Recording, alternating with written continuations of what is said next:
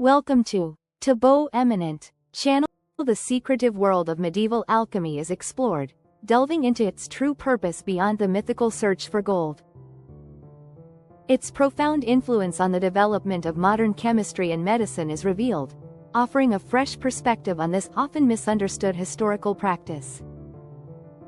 Thanks for watching. Request you to subscribe the channel. Myth versus reality. Forget the sorcerers and magic potions. The real story of medieval alchemy is far more fascinating. This isn't about mythical quests for eternal life, but a deeply misunderstood historical practice that quietly laid the groundwork for today's scientific breakthroughs. Get ready to see alchemists not as charlatans, but as pioneering intellects. In the dim glow of candlelight, a hooded figure bent over a cluttered table, glass vessels steaming and metals glowing faintly in the furnace. To the outside world, he was a madman chasing gold. But to himself, and to the small circle of men and women who shared his hidden craft, he was a seeker of truth. Medieval alchemy was never only about wealth, it was a journey of the soul, a secret science wrapped in riddles and symbols. The roots of his knowledge stretched far beyond the monastery walls.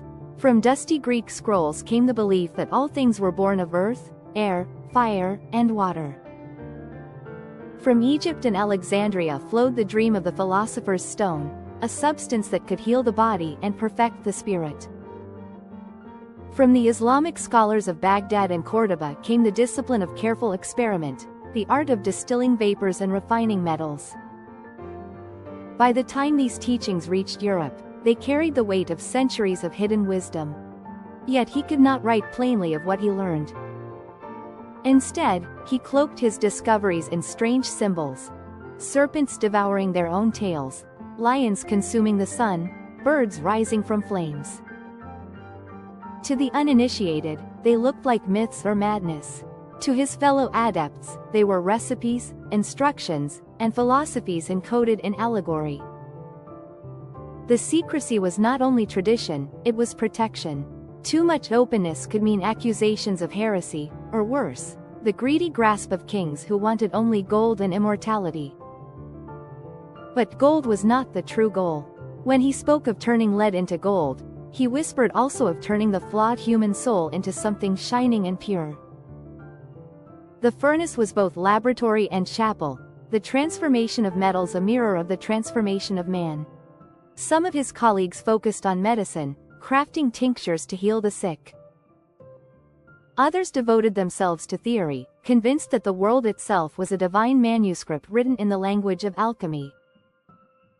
His work would never be finished, yet the legacy endured. Centuries later, the careful experiments of alchemists gave birth to chemistry. Their glassware became the tools of science, their medicines the beginnings of pharmacology.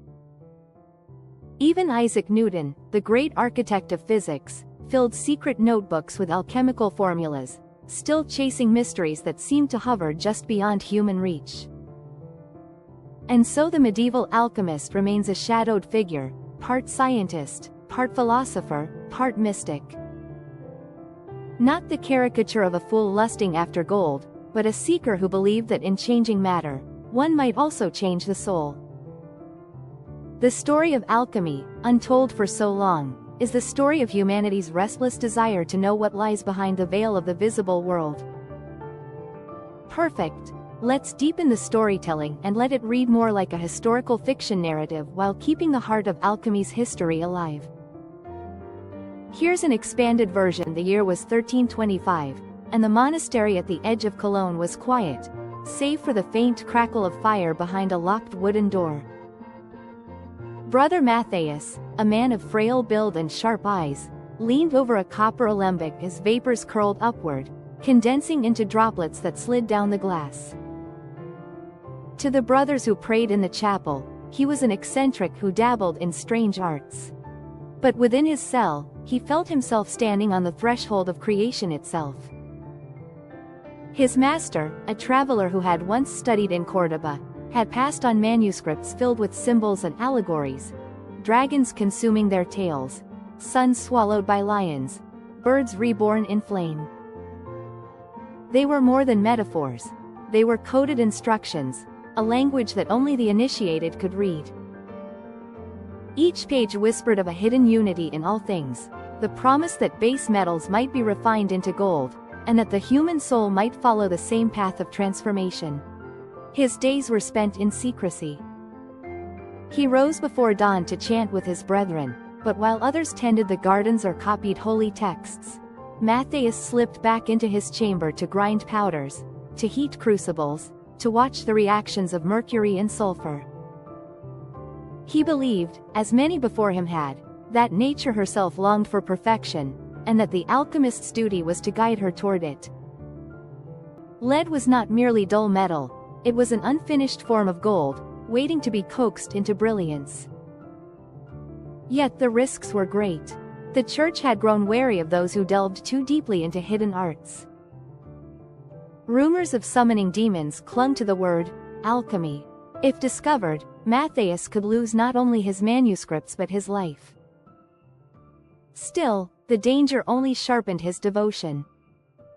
The green lion devours the sun, he scrawled after an experiment with vitriol that stripped the brilliance from a piece of gold. To the untrained, nonsense. Some men sold false elixirs to kings desperate for immortality, or promised wealth to nobles hungry for gold. For him, alchemy was no trick for profit, it was a holy calling. To transmute lead was to transmute man, drawing him closer to God's hidden order. The furnace was his chapel, the alembic his chalice, the philosopher's stone not merely a substance but a symbol of divine perfection.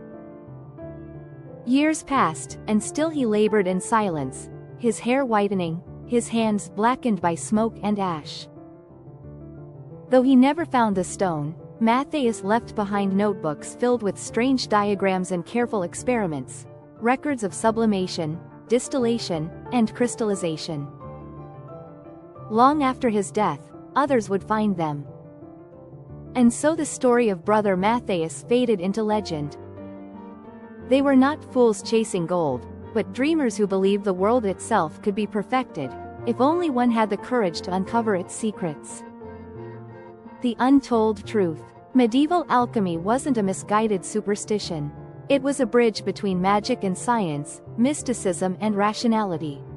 Its practitioners weren't just mad scientists, but philosophers, doctors, monks, and dreamers trying to answer the ultimate question: what is matter, and how can it be transformed?